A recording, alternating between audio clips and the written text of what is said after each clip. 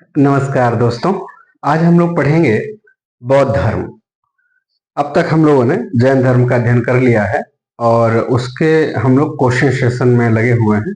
उसका question session हम लोग शाम में लेंगे, लेकिन क्लासेस जो हैं डेली हम लोग 11 बजे ही हमारी होंगी हर दिन। ठीक है, तो अब हम लोग समझेंगे बौद्ध धर्म के बारे में जैन धर्म के बाद। ठीक है, अब यहाँ पे एक चीज ये है कि बिहार बिहार में जो है, बिहार का एक जगह है कपिलवस्तु। कपिलवस्तु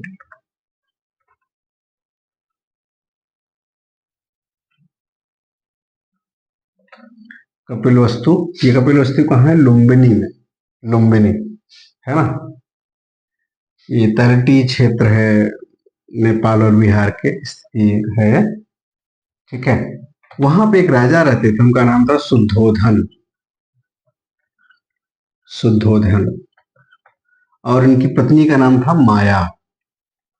माया, कुछ लोग इनको महामाया भी बोलते हैं। ठीक है, ये महामाया मुझे लगता है कि नाम इनके पुत्र के बाद, और इनके पुत्र हुए सिद्धार्थ। बड़ी मेहनतों के बाद इनके पुत्र हुए। ऐसा माना जाता है कि इनकी कोई संतान नहीं हो रही थी। संतान के लिए इन्होंने किसी सन्यासी बाबा से जो है आशीर्वाद वगैरह लिया, ऐसी किंवदंतियां हैं। ऐसा माना जाता है। परिणाम स्वरूप सिद्धार्थ पैदा हुए। शर्त ये थी कि सिद्धार्थ पैदा तो होंगे, मतलब बेटा पैदा तो होगा, या तो बहुत बड़ा वो सन्यासी होगा या बहुत यशस्वी राजा होगा। तो तब भी और अब भी कोई व्यक्ति, सन्यासी हर किसी को अच्छा तो लगता है, पर अपना पुत्र सन्यासी ना बने इस बात की फिक्र हर किसी को होती है। राजा तो हर कोई बनाना चाहता है अपने पुत्र को। तो उसी तरीके से शुद्धोधन भी अपने पुत्र सिद्धार्थ को यशस्वी राजा बनाना चाहते थे, प्रतापी राजा बनाना चाहते थे। किंतु हुआ क्या, अब इन बाकी राजकुमारों की तरह इनका भी शिक्षा दीक्षा पालन पोषण शुरू हुआ। यह भी काफी कई अन्य चीजों में पारंगत थे, लेकिन उन सारी चीजों के बीच में एक जो इनके अंदर विशेष बात थी वो थी संवेदनशीलता। संवेदनशीलता। एक बार किसी एक आखेटक ने एक पक्षी को मार दिया। उस पक्षी को ये जब उसे मार दिया तो इस पक्षी को उन्होंने देखा, और देखने के बाद ये बहुत दुखी हो गए और पीछे से भागते हुए वो आखेटक आता है, शिकारी इनके पीछे आता है और बोलता है भाई ये मेरा है। ये कहते हैं कि नहीं, ये तुम्हारा नहीं है, मेरा है। वो पूछता है कैसे तुम्हारा तुम्हारा है? मैंने इसको मारा है। इन्होंने कहा नहीं, मैंने इसे बचाया है। तो कहते हैं कि चलो राजा के पास चलते हैं। ये शुद्धोधन के पास शिकारी के साथ जाते हैं, और वहां पे कुछ ऐसा होता है कि इनसे पूछा जाता है कि भाई ये तुम्हारा कैसे हो गया? इसने मारा इसलिए इसका है? इन्होंने कहा नहीं, मैंने इसे बचाया इसलिए मेरा है। तो कहा जाता है कि मारने वाले से ज्यादा बचाने वाले का अधिकार होता है। तो उनकी संवेदनशीलता आपको उनके बाल्यकाल से ही हो जाती दिखाई देती है। 16 वर्ष की उम्र में इनकी शादी हो जाती है। 16 वर्ष की उम्र में इनकी शादी हो जाती है। उनकी पत्नी का नाम था यशोधरा। क्या नाम था इनकी पत्नी का? यशोधरा। किनकी पत्नी के? सिद्धार्थ की पत्नी का नाम था यशोधरा। 16 वर्ष की इनकी उम्र। और इनके 3 और नाम है।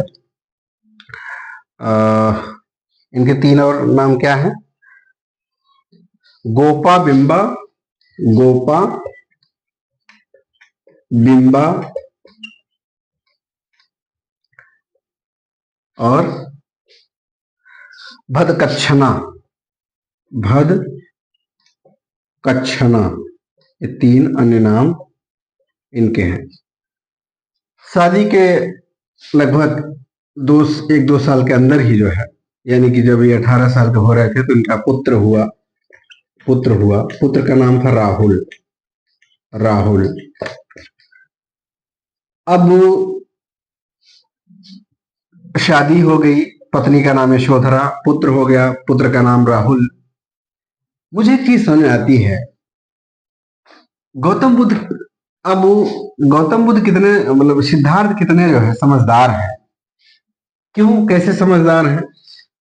इनको प्रारंभ से ही लग गया था कि मैं इस राज्य के लिए तो नहीं बना हूं, इस राज्य में मैं बहुत लंबे समय तक नहीं रह सकता। लेकिन एक राजा का कर्तव्य भी इन्होंने देख लिया था कि पिता हमारे राजा हैं, शासक हैं। एक शासक की महत्वपूर्ण भूमिका होती है किसी समाज को गतिशील बनाने के लिए। तो किसी न किसी की तो जरूरत पड़ेगी। उस कार्य को पूर्ण करने के लिए इन्होंने शादी किया। शादी के बाद एक पुत्र हुआ, राहुल। जब एक पिता को, अब मैं मान लीजिए एक पुत्र हूं, अब मैं जो है कुछ समाज सेवा करना चाहूं, तो एक विकल्प तो ये होता है कि चलो मैं शादी नहीं करूंगा। लेकिन माँ बाप की भी इच्छा होती है, अगर अकेला ही पुत्र है तो उसकी बाध्यता बढ़ जाती है कि एक पुत्र, एक संतान उत्पत्ति तो होनी ही चाहिए अगले जनरेशन के लिए, क्योंकि जो जिम्मेदारियां परिवार की हैं वह कोई एक निभाने वाला तो होना ही चाहिए। उस जिम्मेदारी को निभाने के लिए गौतम बुद्ध ने शादी किया और पुत्र हुआ। अब जो है शुद्धोधन को बहुत ज्यादा तकलीफ होने वाला नहीं है।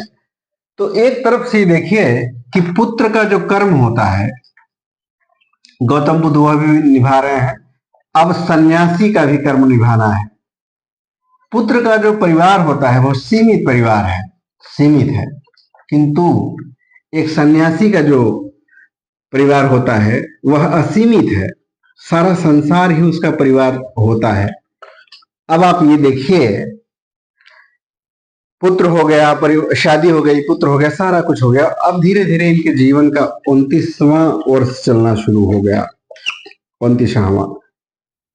एक ऐसी घटना घटती है इनके जीवन में, गौतम बुद्ध के, जो इन्हें झकझोर के रख देती है।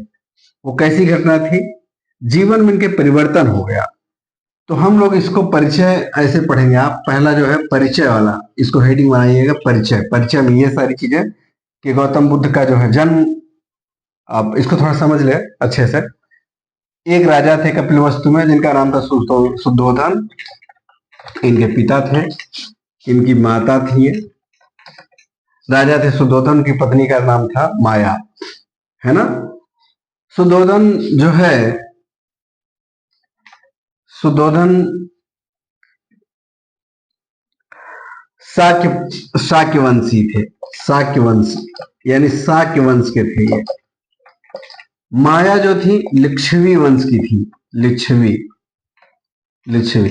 दो महान शासकों के सहयोग से एक पुत्र हुआ जिनका नाम था सिद्धार्थ। इनका जन्म कब हुआ? 563 ईसा पूर्व में। 563 ईसा पूर्व में।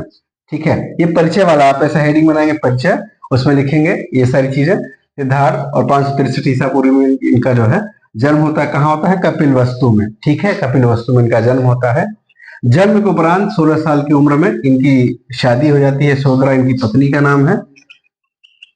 अब पत्नी जो है इनकी,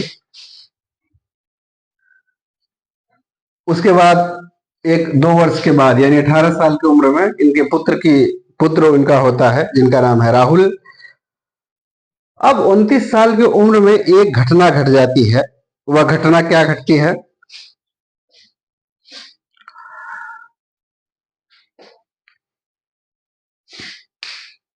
एक सेकंड, घटना क्या घटती है?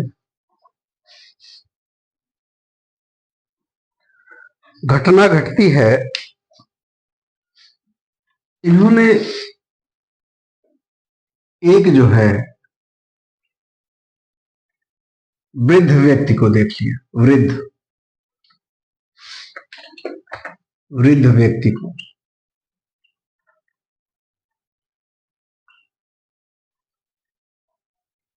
बीमार व्यक्ति को,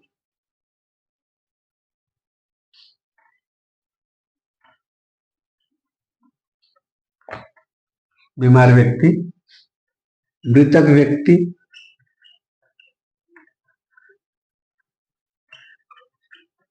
और प्रसन्न सन्यासी।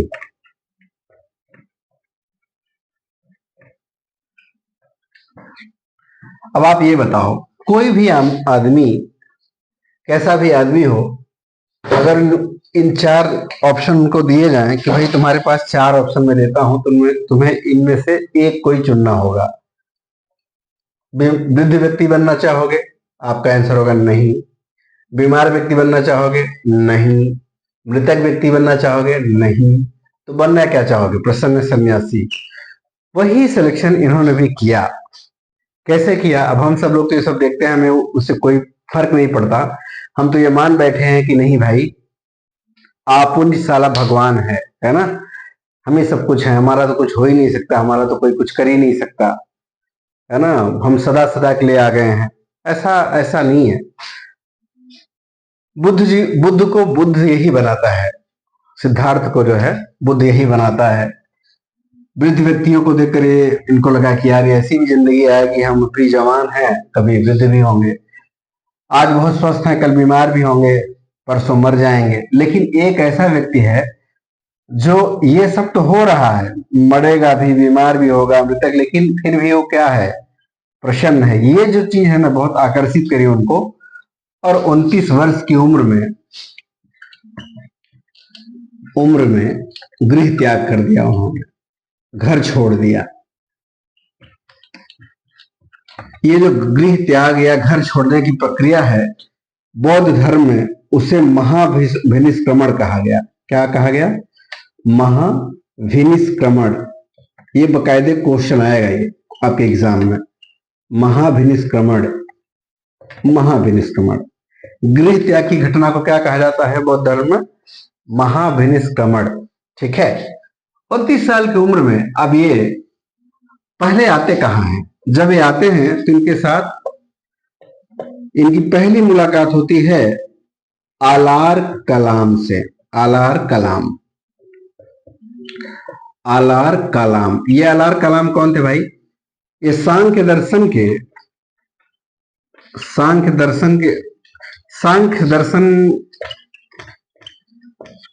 से संबंधित थे ये, या यूं कह लीजिए सांख्य दर्शन के विद्वान थे। प्रणेता वगैरह कुछ नहीं थे, इनको सांख्य दर्शन के बारे में बहुत कुछ पता था, वही सारे ज्ञान दे रहे होते थे ये।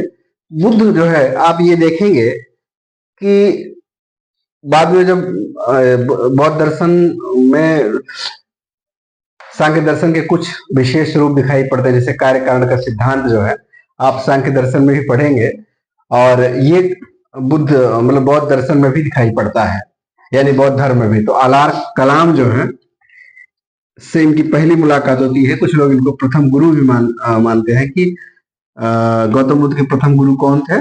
आलार कलाम। पर यह गुरु जैसे नहीं थे, पहली मुलाकात इनसे होती है। और उसके बाद जो है, अब ये मुलाकात कहाँ होती है इनकी? वैशाली में। वैशाली में, वैशाली बिहार का बहुत ही प्राचीन शहर है और बहुत ही ऐतिहासिक जगह है वो, वैशाली। वैशाली। अब दूसरा जो व्यक्ति मिलते हैं उनसे, उनका नाम है रुद्रक रामपुत। ये कहाँ मिलते हैं? राजगीर में मिलते हैं ये, राजगीर में। राजगीर में। ठीक। उसके बाद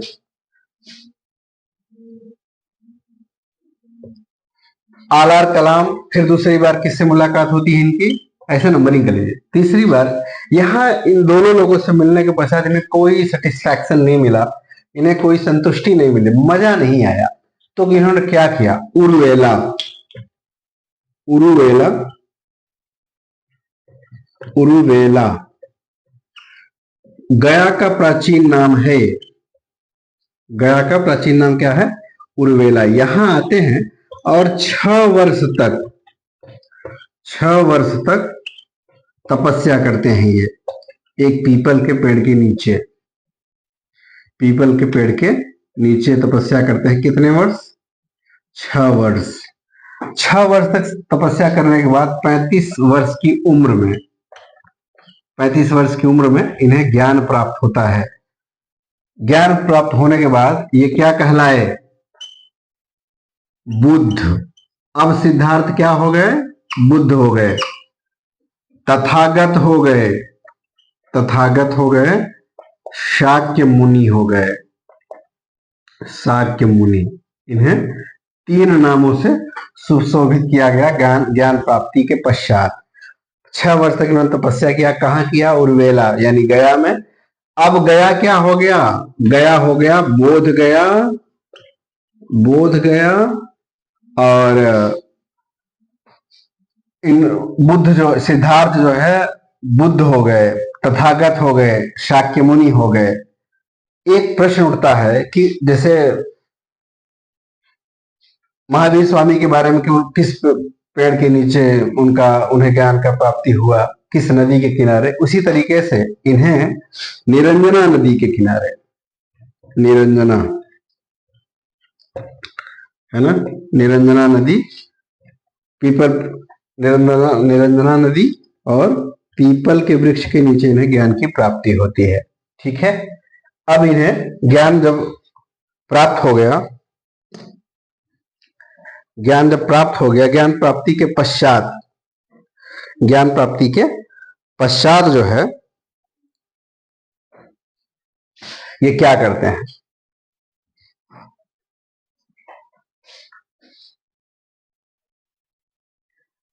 गौतम बुद्ध को ज्ञान प्राप्ति के पश्चात गौतम बुद्ध ने निर्णय लिया कि उरुवेला,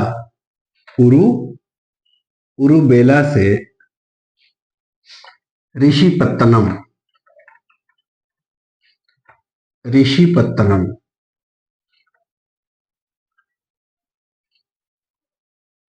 उरुवेला से ऋषिपत्तनम आते हैं। ऋषिपत्तनम मतलब वर्तमान का सारनाथ। सारनाथ का प्राचीन नाम क्या है? ऋषिपत्तनम। यहां आते हैं और 5 ब्राह्मणों से इनकी मुलाकात होती है। उन्हें अपना पहला उपदेश देते हैं जिसे धर्म चक्र प्रवर्तन कहा जाता है। धर्म चक्र प्रवर्तन, धर्म चक्र प्रवर्तन, प्रवर्तन, प्रवर्तन, धर्म चक्र प्रवर्तन इन्होंने किसको दिया? 5 ब्राह्मण सन्यासियों को। 5 ब्राह्मण सन्यासियों को। कहाँ थे वो? सारनाथ, ऋषिपत्तनम में थे। उनका नाम 5 का क्या है? चलिए हम लोग उन 5 ब्राह्मणों का नाम देख लेते हैं। ब्राह्मण सन्यासी जो थे उनका नाम कौंडिन्य, कौंडिन्य वाप्पा, कौंडिन्य वाप्पा और अस्साजी, अस्साजी,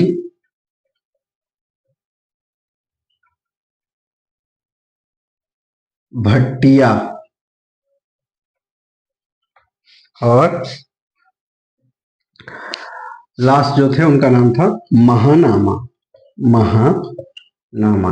ये 5 ब्राह्मण थे। नंबर 1 पहला कौटिल्य, वप्पा, अस्साजी, भट्टिया, महानामा। इन 5 ब्राह्मणों को इन्होंने अपना प्रथम उपदेश, प्रथम धर्म उपदेश, धर्म उपदेश, प्रथम धर्म उपदेश दिया। जिसे धर्म उपदेश दिया जिसे क्या कहा जाता है? धर्मचक्र परिवर्तन, धर्मचक्र प्रवर्तन। एक चीज और समझने वाली बात है, जो उनका पहला उपदेश था वो क्या था? क्या था? इनसे 4 आर्य सत्य कहा जाता है। 4 आर्य सत्य, इनका जो पहला उपदेश था उसे 4 आर्य सत्य कहा जाता है। वो 4 आर्य सत्य क्या थे? दुख है, दुख समुदाय, दुख निरोध, दुख निरोध गामिनी प्रतिपदा। लिख देते हैं, ठीक है। दुख दुख है, दुख के कारण है, दुख के समाधान। दुख, दुख के कारण,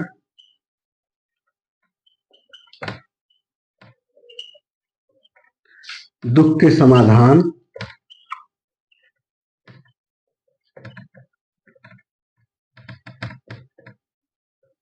समाधान और अगला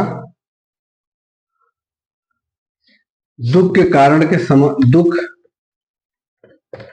के समाधान का उपाय। उपाय इनके निदान हेतु, इनके निदान हेतु जो बनाए गए वो 4 आर्य सत्य हैं। और 4 आर्य सत्य कैसे होंगे? गौतम बुद्ध ने कहा कि अष्टांगिक मार्ग, हम लोग अष्टांगिक मार्ग नेक्स्ट क्लास में पढ़ेंगे। अष्टांगिक मार्ग, अष्टांगिक मार्ग को अपना लेने मात्र से महानिर्वाण की प्राप्ति हो जाती है, निर्वाण की प्राप्ति हो जाती है, जिसे हम लोग अष्टांगिक मार्ग हम लोग नेक्स्ट वाली क्लास में पढ़ेंगे। उसके पहले हम लोग पढ़ेंगे कि अब जब इनको ये उर्वेला से ऋषिपत्तनम यानी कि गया से सारनाथ वाराणसी आते हैं, ये गया से कहाँ आते हैं? वाराणसी। वाराणसी मतलब सारनाथ। अपना पहला उपदेश देते हैं जिसे धर्म चक्र प्रवर्तन कहा जाता है। किसको दिया? कौंडिन्य बप्पा साजी भट्टिया महानामा को। पहला इनका जो आर्यसत्य जो उपदेश था वो क्या था? दुख है, दुख के कारण है, दुख के समाधान है, दुख के समाधान का उपाय है। उपाय क्या है जिसे आर्यसत्य कहा गया? आर्यसत्य जो है, आर्यसत्य का जो पूर्णता कहाँ मिलेगी? अष्टांगिक मार्ग में। इतनी बातें उन्होंने कहा। अब जब ज्ञान प्राप्त होता है, इनको ज्ञान प्राप्ति के बाद अपना उपदेश या प्रचार प्रसार शुरू कर दिया इन्होंने, तो चीजें क्या होती हैं? अभी उसके बाद वापस से जो है अपने धर्म का प्रचार प्रसार शुरू कर दिया। उसी समय में मगध के राजा बिंबिसार, मगध के राजा बिंबिसार, बिंबिसार ये मगध के राजा थे, मगध के प्रमुख, मगध के राजा थे, मगध के राजा। इन्होंने, ये गौतम बुद्ध के समकालीन थे, तो इन्होंने क्या किया? बेड़ुवन, वेड़ुवन विहार, बेड़ुवन महाविहार, महाविहार, महाविहार का निर्माण करवाया, जिससे गौतम बुद्ध जो है वहां से रह के अपने धर्म का प्रचार प्रसार करवा सकें। ठीक है, बेड़ुवन महाविहार। अब इनको इन्होंने देखा, लिच्छवियों ने ये देखा कि अरे यार, ये तो उनका जो वहां जो मगध का जो राजा है वो इतना कुछ कर रहा है, तो लिच्छवी जो वंश के शासक थे, लिच्छवी शासक थे, उन्होंने भी फिर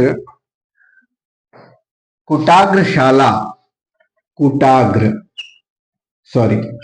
कुटाग्रशाला नामक महाविहार का निर्माण करवाया, महाविहार का निर्माण करवाया। अब तो प्रश्न ये उठता है कि बेड़ू महाविहार का निर्माण किसने किया? बिंबिसार ने। यहां पर लिच्छवी नरेश कर दीजिए, लिच्छवी नरेश। कुटाग्रशाला का निर्माण किसने कराया? लिच्छवियों ने, है ना, लिच्छवी ने, कि यहां से गौतम बुद्ध अपने धर्म का प्रचार प्रसार कर सके। उसी समय में एक महत्वपूर्ण घटना घटती है। वैशाली का जिक्र बार बार आएगा। वैशाली में वापस से ऋषिपत्तनम यानी सारनाथ से वापस वैशाली आते हैं गौतम बुद्ध। यहाँ पे अपना प्रचार प्रसार कर रहे थे। लोग इनसे इतना प्रभावित थे कि इनसे मिलने के लिए लोग आतुर थे, बिल्कुल भीड़ लगी रहती थी हमेशा। उसी क्रम में वैशाली की प्रसिद्ध नर्तकी या नगरवधु, जिनका नाम आम्रपाली बताया गया है, वो भी इनके पास मिलने आती है। और मुझे एक चीज बड़ी विनम्रता के साथ कहने में कोई गुरेज नहीं हो रहा है कि आम्रपाली शायद इसलिए बन पाई क्योंकि वो बुद्ध से जुड़ सकी। अदरवाइज बहुत सारी आम्रपाली जैसी आई रही होंगी नगर वधुएं, नर्तकियां, लेकिन वो आम्रपाली नहीं बन पाई। उन्हें कोई नहीं जानता, लेकिन गौतम बुद्ध से मिलने के बाद इनके जीवन में आमूल चूल परिवर्तन हुआ। ये गौतम बुद्ध के उपदेशों से बहुत प्रभावित होती हैं। उस प्रभाव का परिणाम यह हुआ कि एक दिन इन्होंने गौतम बुद्ध से एक रिक्वेस्ट किया कि हे तथागत, आप ये मुझे बताइए कि हमारे पास, मैं आपके सिद्धांतों को, आपके उपदेशों को सुनकर बहुत प्रभावित तो हुई हूं और मैं चाहती हूं कि मैं इस रास्ते पर चलूं, किंतु मेरे पास समय तो नहीं है। तो कृपा करके क्या आप जो है हमारे समस्या के समाधान है, तो आप मेरे लिए कुछ उपाय कर देंगे? गौतम बुद्ध ने हंसते हुए कहा कि आम्रपाली, जितना तुम अपने महल में दीपक जलाती हो, उसका ना 5 गुना दीपक और जला दो। आम्रपाली ने आशयवश पूछा कि तथागत, ठीक है मैं जला दूंगी, लेकिन उससे क्या मेरे जीवन का कल्याण हो जाएगा? उन्होंने कहा कि तुम्हारे जीवन का कल्याण तो मुझे नहीं पता, किंतु तुम्हारे घर पे जो 5 गुना ज्यादा दीपक जलेंगे, उससे मेरे यहाँ तक तो रोशनी आ जाएगी। वो खिलखिला के हंस पड़ी। उसने कहा कि हे तथागत, आपका और हमारे घर की दूरी तो बहुत है, तो संभव ही नहीं कि हमारे घर का प्रकाश यहाँ तक पहुंचेगा।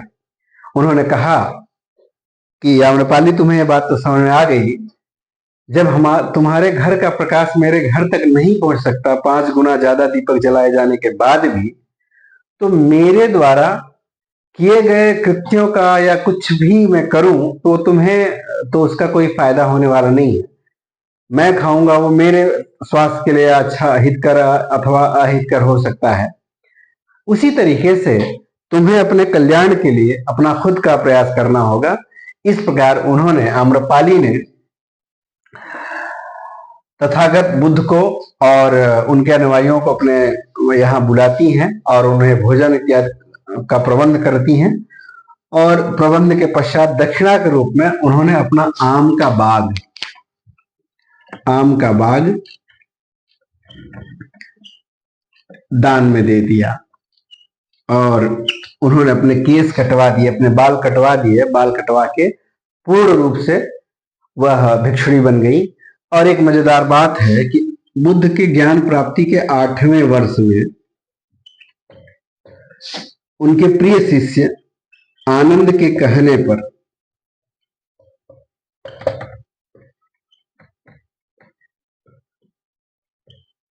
बुद्ध ने स्त्रियों को बौद्ध विहार में प्रवेश का मार्ग प्रशस्त कर दिया। उन्हें आदेश दे दिया कि ठीक है, भिक्षुणी भी बिहारों में रह सकती हैं साथ साथ, ठीक है। इसके पूर्व उन्होंने बिल्कुल ऐसा नहीं कहा कि पहले भी मतलब महिलाएं बौद्ध धर्म एक्सेप्ट करें, स्वीकार करें, किंतु वो गृहस्थ में ही रह के वैसा करें। बिहारों में रहने की उन्हें अनुमति नहीं थी। लेकिन उनके ज्ञान प्राप्ति के 8वें वर्ष में आनंद के कहने से उन्होंने महिलाओं को भी बिहारों में रहने का आदेश दे दिया। इस प्रकार से महिलाओं को भी, और प्रथम जो महिला थी बिहारों में प्रवेश करने वाली, उनकी मौसी और वी माता